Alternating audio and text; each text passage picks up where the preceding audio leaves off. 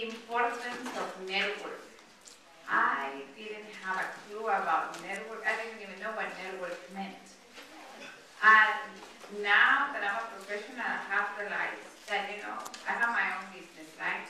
But I don't do any advertisements.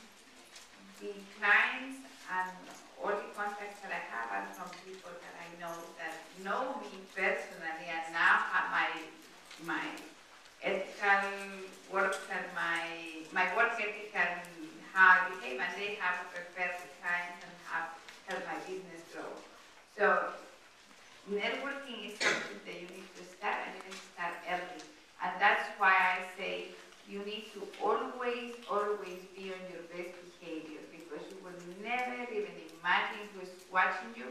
And when you are in the school, like I go now to the courthouse and I see somebody that was kind of a slacker at school or that wouldn't read, and I have to go against him, and I just, the very first memory that comes about that person is that he didn't do his job, that he wasn't a good student. You don't want anybody to be able to say that about you.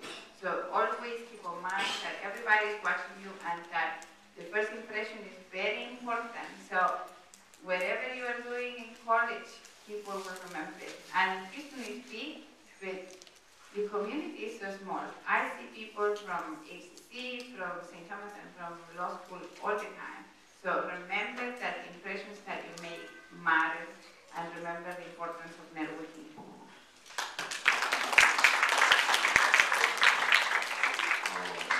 I would say two things. First and foremost, you guys are 15, 16, 17, maybe 18. You're going to start getting some mail from credit card companies enticing you to sign for this $1,000, $500, $300, $1,500, $2,500 credit card. You think it's free money. It's not free money. It is not free money. You're going to pay so much interest that $2,500 is going to be $7,000 when you get through paying it, if you're lucky. Do not burden yourself financially for your future, your 20s, at 17, 18, 19 by making poor decisions. I'm sure your parents have told you that. They're not just old fogies.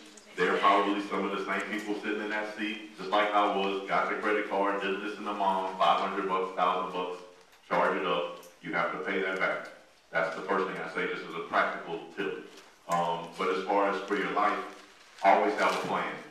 And I always tell my staff, plan your work, work your plan. You have to have an idea of where you're headed. You guys should have a 12-month plan every year. You should have a 3-year plan, a 5-year plan.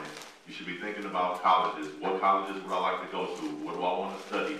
Once you find out what you want to study, what colleges have strong departments in those areas that you're interested in. I wanted to be an engineer in high school. So I had to go to U of H because U of H had a great engineering program. That's where I wanted to go at that time.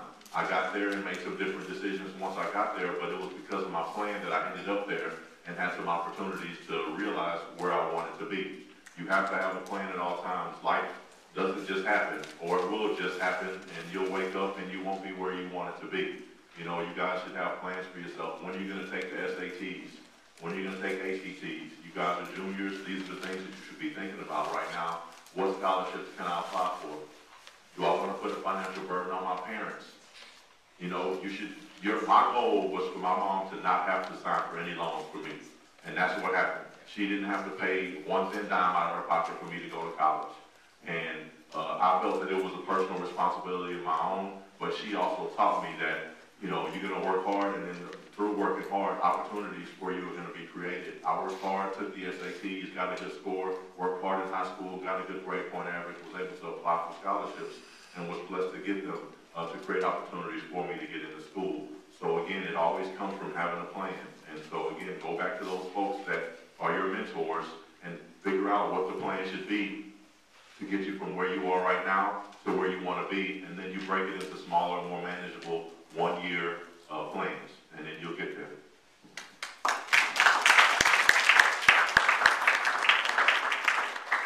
How many here are thinking about going into criminal justice or majoring in criminal justice? Okay, you have a few, all right. I agree with my colleague right here. The number one thing wannabe police officers, special agents, criminal investigators, that knocks them out of the box? Credit. Bad credit. Okay? It's not criminal history or anything like that. It's credit. Okay? If you're overburdened in credit, especially with credit cards. Now you have good credit and bad credit. Bad credit, credit cards.